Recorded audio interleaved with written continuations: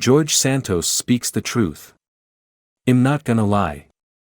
It was another bad week for the Great Prevaricator, Representative George Santos. The New York Republican sat for a long interview with British broadcaster Piers Morgan and attempted to validate his previous lies, by serving up a batch of new ones. Santos lied about his religion. I never claimed to be Jewish. He did, many times.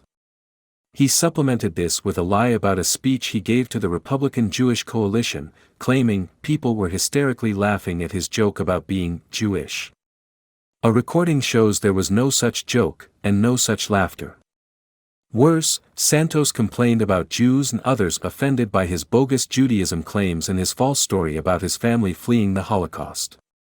Now that everybody's canceling me, everybody's pounding down for a pound of flesh, he protested. Yes, pound of flesh comes from Shylock, the greedy Jew in Shakespeare's Merchant of Venice.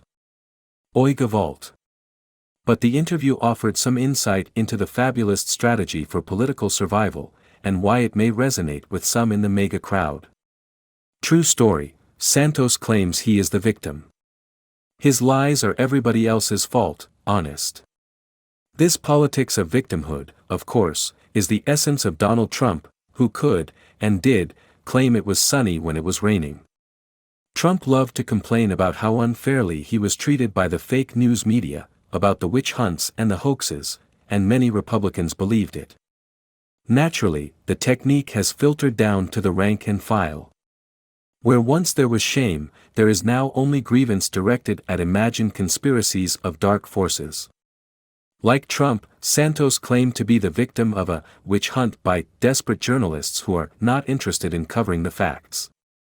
He complained of victimization by politicians and party leaders, including Republican officials who he suggested doctored his resume without his knowledge to include fake test scores and a fake MBA from New York University.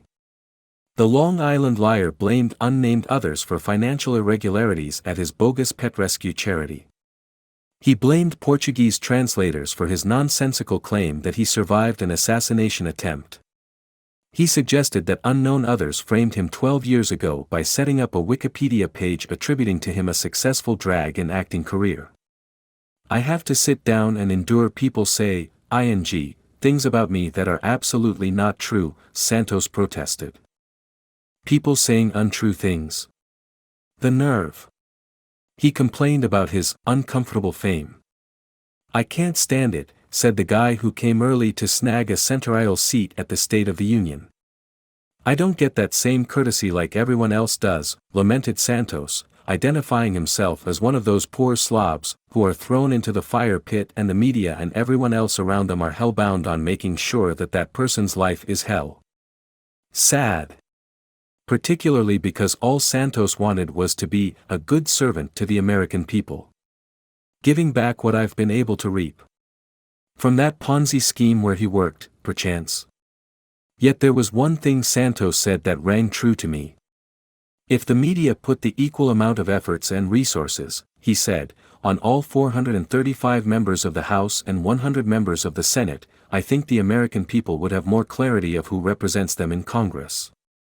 I agree. The vast majority of House members come from safe districts where they are chosen by a tiny fraction of the electorate working from scant information. They never get a proper vetting because the parties can't be bothered and local media has been decimated. Since the Santos revelations, the Post's Jacqueline Alemany and Alice Kreitz identified several holes in biographical claims by freshman Representative Anna Paulina Luna, Republican Florida, and Tennessee's News Channel 5 found discrepancies in the resume of freshman Representative Andrew Ogles, Republican Tennessee. Like Santos, both lawmakers played the victim, claiming persecution by leftists. How many others faked their way to high office with bogus claims or have backgrounds and associations that wouldn't hold up to scrutiny in the light of day? Maybe that's why so many of Santos' Republican colleagues refuse to expel this fraud.